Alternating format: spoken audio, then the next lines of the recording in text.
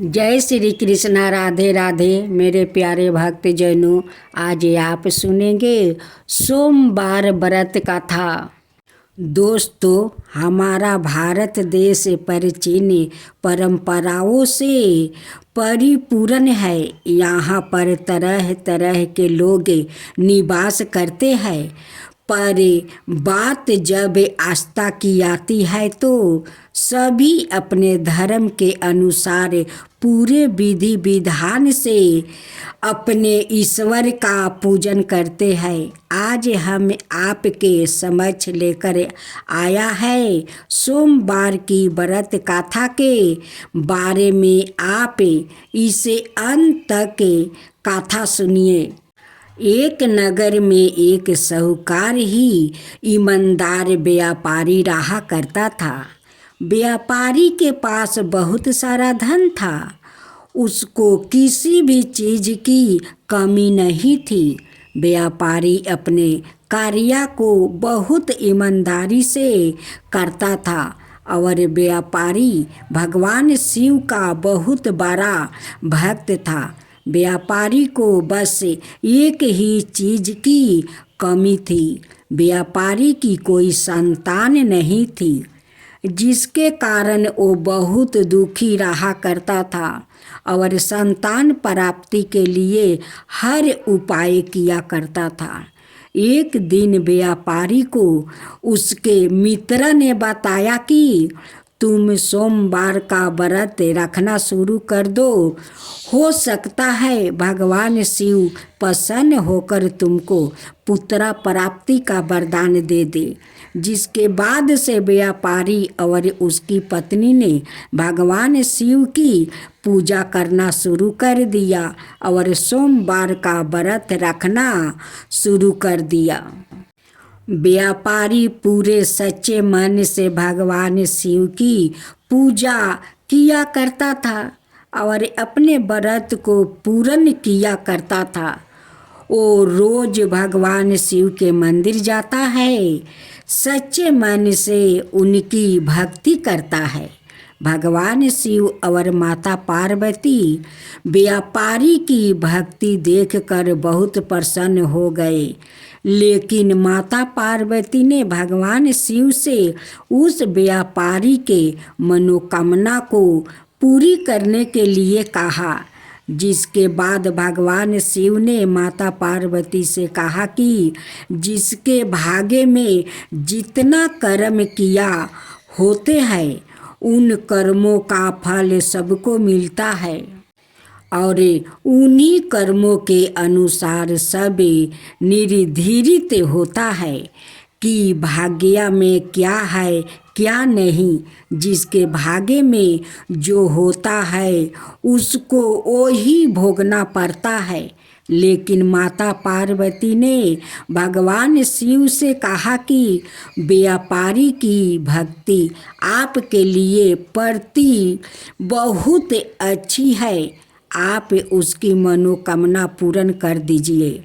जिसके बाद भगवान शिव ने माता पार्वती की बात सुनकर उस व्यापारी को पुत्र प्राप्ति का वरदान दे दिया। लेकिन भगवान शिव ने माता पार्वती से कहा कि मैंने वरदान तो दे दिया है, पर व्यापारी का बेटा सिर्फ 12 बरस की आयु तक जीवित रहेगा। 12 बरस के बाद उसका निर्धन हो जाएगा। व्यापारी माता पार्वती और भगवान शिव की बातों को सुन रहा था, लेकिन व्यापारी को कोई दुख नहीं था, बल्कि वो अपने पुत्र प्राप्ति के वरदान से बहुत खुश था और व्यापारी खुशी खुशी भगवान शिव की पूजा करता रहता। धीरे धीरे समय बीत गया। कुछ समय के पश्चात व्यापारी की पत्नी को एक लड़के की प्राप्ति हुई। व्यापारी की पत्नी और व्यापारी लड़के की प्राप्ति से बहुत प्रसन्न थे। व्यापारी और उसकी पत्नी अपने पुत्रा के लालन पालन में लाग गया। जैसे ही व्यापारी का पुत्रा 11 बरस का हो गया तो व्यापारी ने अपने पुत्रा के मामा को अपने घर बुलाया और व्यापारी ने पुत्रा के मामा से कहा कि तुम इसको काशी ले जाओ, काशी ले जाकर तुम इसकी शिक्षा पूरी करवाओ। और व्यापारी पुत्रा के मामा से कहा कि तुम जाते समय रास्ते में जग करवाना और बहुत सारे ब्राह्मणों को भोजन करवाते हुए जाना। जिसके लिए व्यापारी ने पुत्रा के मामा को बहुत सारा धन भी दे दिया। मामा और भांजा काशी के लिए निकल पड़े और रास्ते में बहुत सारे जग और ब्राह्मणों को भोजन करवाते हुए जाने लगा। कई दिनों की यात्रा करने के बाद दोनों एक नगर पहुँचे जहाँ का राजा बहुत ही धनी और बलवान था। राजा की एक पुत्री थी। राजा अपनी पुत्री का विवाह एक आँख के अंधे राजकुमार से करवाने जा रहा था। यह बात राजा अपनी पुत्री से छुपाया हुआ था और इस बात से चिंतित था कि कहीं उसकी पुत्री को राजकुमार का सच पता ना चल जाए। राजा ने व्यापारी के लड़के को देखा तब राजा ने एक योजना बनाई कि वो अपनी पुत्री का विवाह व्यापारी के लड़के के साथ करवा देंगे और शादी होने के बाद व्यापारी के लड़कों को बहुत सारे पैसा देकर राजकुमार से बदल देगा। जिसके बाद राजा ने अपनी पुत्री का विवाह व्यापारी के लड़के के साथ बहुत धूमधाम से करवा दिया और विवाह के बाद व्यापारी के लड़के को धन देकर वहाँ से जाने के लिए कह दिया। लेकिन व्यापारी का लड़का बहुत ही ईमानदार था। उसने व्यापारी की पुत्री की उनकी ओरने में सारी सच्चाई लिख दिया था कि तुम्हारा विवाह मेरे साथ हुआ है। तुम्हारे पिताजी तुम्हारी शादी एक आँख के अंधे लड़के से करने जा रहे थे और जिसके कारण वो डर रहे थे कि अगर तुम्हें कहीं सच्चाई पता लग जाएगी तो तुम उनके बताए हुए लड़के के साथ नहीं करोगी और तुम्हारे पिताजी ने तुम्हारी शादी मेरे साथ करवा दिया है और मुझे बहुत सारा पैसा देकर वहाँ से विदा कर दिया है। जब राजा की लड़की ने उस ओढ़ने पर लिखा हुआ पढ़ा तो वो बहुत आश्चर्यचकित रह गई और उसको अपने पिताजी पर बहुत क्रोध आने लगा। जब राजा ने अपनी पुत्री को राजकुमार के साथ जाने के लिए कहा तो राजा की पुत्री ने माना कर दिया और अपने पिताजी से कहा कि मैं इस राजकुमार के साथ नहीं जाऊंगी क्योंकि मेरा विवाह इसके साथ नहीं हुआ है। राजा ने अपनी पुत्री की बात मानकर राजकुमार और उसके सभी लोगों को वापस भेज दिया और उधर व्यापारी का पुत्र और उसके मामा दोनों काशी पहुंच गया। काशी पहुंचकर व्यापारी का पुत्र अपनी शिक्षा पूरी करने लगा। 1 बरस के पश्चात जब व्यापारी का पुत्र 12 बरस का हो गया तो उसके जन्मदिन पर उसके मामा ने जग करवाने का निर्णय ले लिया था अपने निर्णय के अनुसार वो यज्ञ करवाने के लिए सभी तैयारी कर रहा था। तभी व्यापारी के लड़के ने अपने मामा से कहा कि मामा, मेरी तबीयत कुछ खराब लग रही है।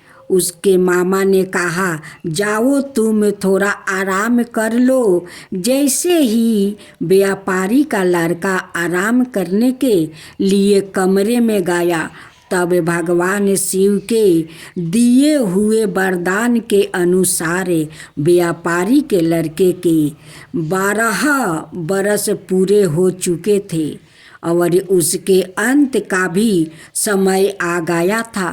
थोड़ी ही देर में व्यापारी के पुत्र का निर्धन हो गया। जैसे ही यह बात उसके मामा को पता लगी तो थोड़ा जोर जोर से रोने लगा। अचानक से वहाँ से माता पार्वती और भगवान शिव जा रहे थे। उनकी आवाज़ सुनकर माता पार्वती ने भगवान शिव से कहा कि किसी के रोने का आवाज़ आ रहा है। जिसके बाद भगवान शिव और माता पार्वती ने जाकर देखा तो भगवान शिव ने देखा कि यह तो वही व्यापारी का बच्चा है जिसको हमने वरदान दिया था। आज का समय पूरा हो गया है, जिसकी वजह से इसका निर्धन हो गया। माता पार्वती जी ने भगवान शिव से कहा कि आप इसे जीवित कर दीजिए, नहीं तो इसके माता पिता ने यही संकल्प लिया है कि वो अपने पुत्र की मृत्यु के बाद अपने प्राण को त्याग देंगे। जिसके बाद भगवान शिव ने माता पार्वती की बात मानकर व्यापारी के पुत्र को जीवित कर दिया और लंबी आयु का वरदान दे दिया। व्यापारी का लड़का और उसके मामा व्यापारी के लड़के की शिक्षा पूरी करवा कर वापस से उसको काशी से ले जाने लगा और व्यापारी के द्वारा बताए हुए सभी नियमों का पालन करते हुए व्यापारी के पास जाने लगा।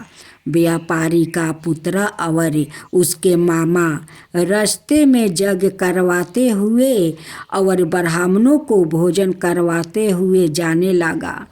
कुछ समय के पश्चात जब वो दोनों उसी नगर में पहुँचे जहाँ पर व्यापारी के लड़के का विवाह हुआ था, राजा ने तुरंत व्यापारी के लड़के को पहचान लिया और उसने अपनी पुत्री को व्यापारी के लड़के के साथ विदा कर दिया।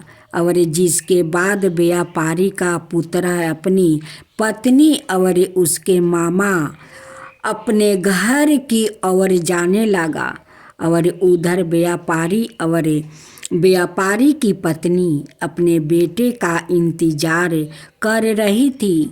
व्यापारी और उसकी पत्नी ने यह संकल्प लिया था कि अगर उसके बेटा का खबर आई कि वो मर चुका है तो वो भी अपना प्राण त्याग देंगे। लेकिन जब व्यापारी ने अपने पुत्र को जीवित देखा तो व्यापारी बहुत प्रसन्न हो गया और उसने अपने पुत्र को गले से लगा लिया। एक दिन जब व्यापारी रात में सो रहा था तब व्यापारी के सपने में भगवान शिव आया और भगवान शिव ने व्यापारी से कहा कि तुमने सोमवार का व्रत रखा था जिससे मैं बहुत प्रसन्न हूँ।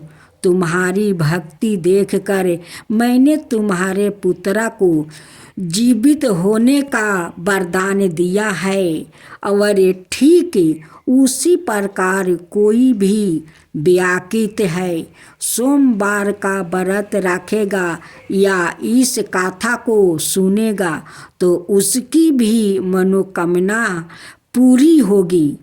दोस्तों, उम्मीद करती हूँ आपको यह कहानी बहुत पसंद लगी होगी। हे शिव पार्वती, जो कहानी कहे उन पर कृपा करना, जो सुने उन पर कृपा करना। जितने भक्त जनों इस कहानी को सुने उन पर भी कृपा करना, उनकी सारे मनोकामना पूरा करना। हे भोलेनाथ, आपका मैं बारंबार नमस्कार करती हूँ। हे शिव पार्वती, सभी को इच्छा पूरा करना।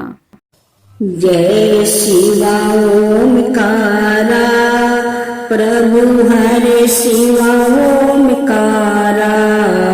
ब्रह्मा विष्णु सदा शिव अर्धंगिनी धारा। ओम जय शिवा ओमकारा। एकानन चतुरानन पंचानन राजे, शिव पंचानन राजे। हंसासन गरुड़ासन विषवाहन साजे। ओम जय शिवा ओमकारा। दो भुज चार चतुर भुज दस भुज अति सोहे। तीनों रूप निरखता त्रिभुवन जन मोहे। ओम जय शिवा ओमकारा। अक्षर माला बने माला मंदी माला तारी। चंदन मृग मद सोहे बोले सुभिकारी। ओम जय शिवा ओमकारा। श्वेतांबर पीतांबर बागंबर अंगे। सनकादिक बरे मादिक भूतादिक संगे। ओम जय शिवा ओमकारा। करके मध्यम कमंडल चक्र त्रिशूल धरता। जग करता जग भरता, जग पालन करता। ओम जय शिवा ओमकारा। ब्रह्मा विष्णु सदा शिव जानते अविवेका। प्राण बचर के मध्यम याहे तीनों एका। ओम जय शिवा ओमकारा। तिरगुण शिव जी के आरती जो कोई नर गावे। शिवा जो कोई नर गावे। कहत शिवानंद स्वामी मन भजत शिवानंद स्वामी। मन वांछित फल पावे। ओम जय शिवा ओमकारा। जय शिवा ओमकारा।